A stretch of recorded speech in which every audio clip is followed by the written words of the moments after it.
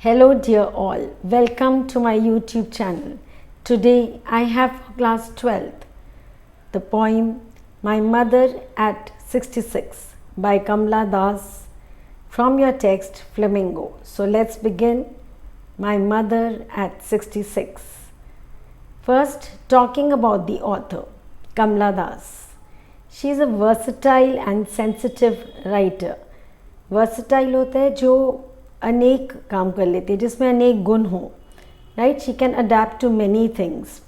And sensitive is she is emotional. She is an emotional writer and she captures the complex subtleties. Subtleties क्या होता है? बारीकियाँ of human relationships, right. The minuteness of human relationships. And now we come to the theme of the poem.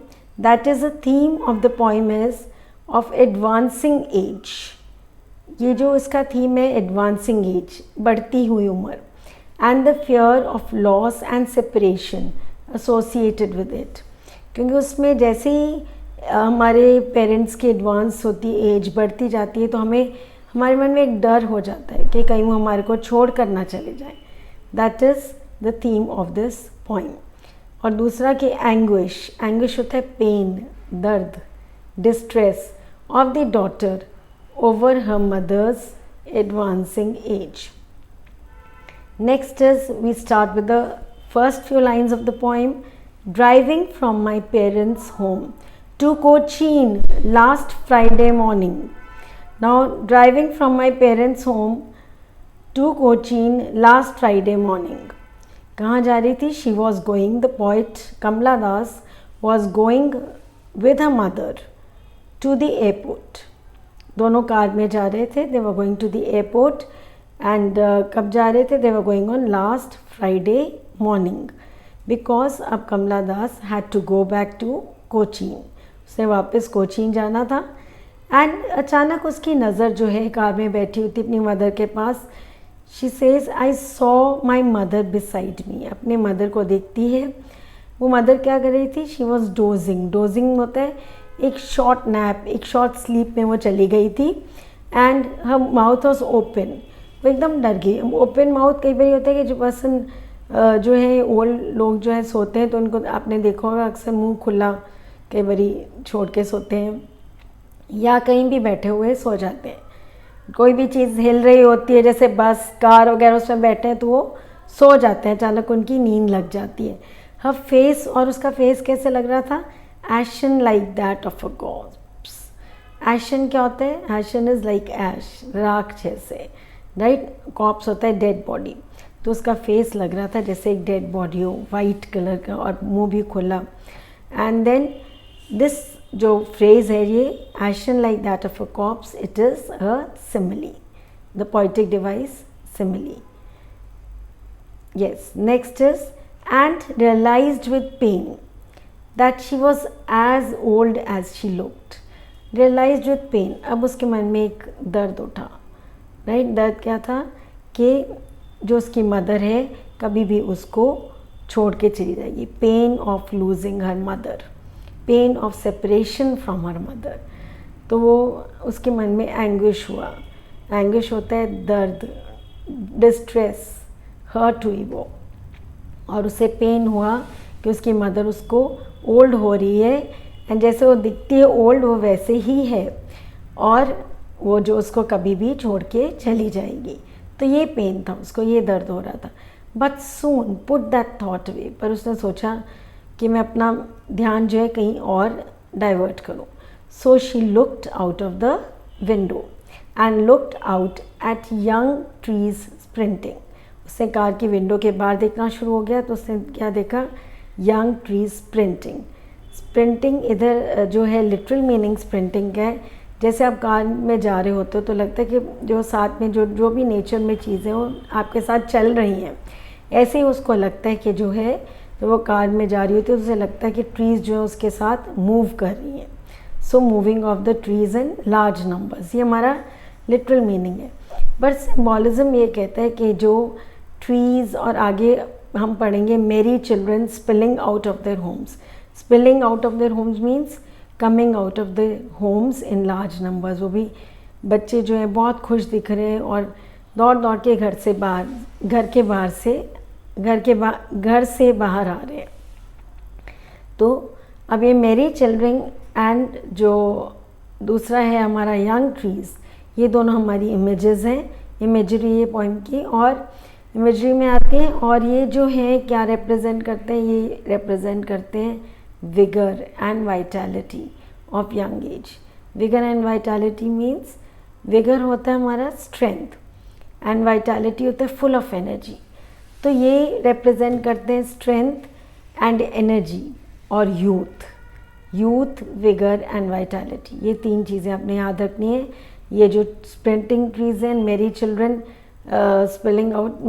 Spilling out of their homes, ये हमारा जो है symbolize करते हैं।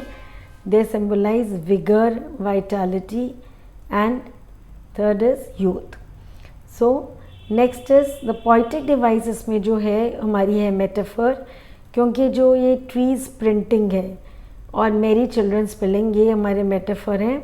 ये मेटाफर इसलिए हैं क्योंकि जो है ये इनको दिखाया जाता है in contrary to the mother's advancing age, क्योंकि ये रिप्रेजेंट करते हैं, ये सिंबलाइज करते हैं youth, vigour, vitality, strength, energy. और ये क्या है, बाकी जो मदर है उसकी एडवांसिंग एज क्या रिप्रेजेंट करती है, lifelessness, wan, paleness, right? So let's go to the next few lines. But after the airport's security check, standing a few yards away, अब वो लोग एयरपोर्ट पहुंच जाते हैं एंड एयरपोर्ट में सिक्योरिटी चेक चल रहा है एंड वो जो है मदर है अपने डॉटर से कुछ यार्ड्स अवे खड़ी है। दैट मीन्स यार्ड का होता है मेजरमेंट 3 फीट, तो ऑलमोस्ट 3 फीट दूर उस अपनी मदर से खड़ी है। एंड फिर ये डॉटर है एक बारी फिर से अपनी मदर की तरफ देखती है। I looked again at her wan pale as a late winter's moon. अब उसके फेस की तरफ देखती है। वैन का मतलब होता है कि जो पेल लग रहा हो फेस फ्रॉम फिजिकल और इमोशनल स्ट्रेस।